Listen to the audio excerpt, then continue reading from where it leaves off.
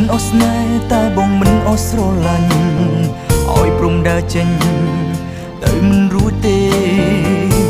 នរំណាកែភ្នែកនៅមើលឃើញមាសមេទោះឈឺរយខែ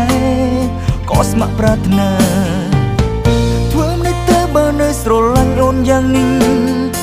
ឬត្រូវបងខំឲ្យអារម្មណ៍ឈឺចាប់ផ្សាភ្លេចមួយពេលមិនអាចភ្លេចមួយជីវិតឡើយជីវ៉ាយំស្នេហ៍មិនបានសំនុំពររឿងអ្វីផ្សេងបងព្រមធ្វើជូនកលយានតែហាមពីបែក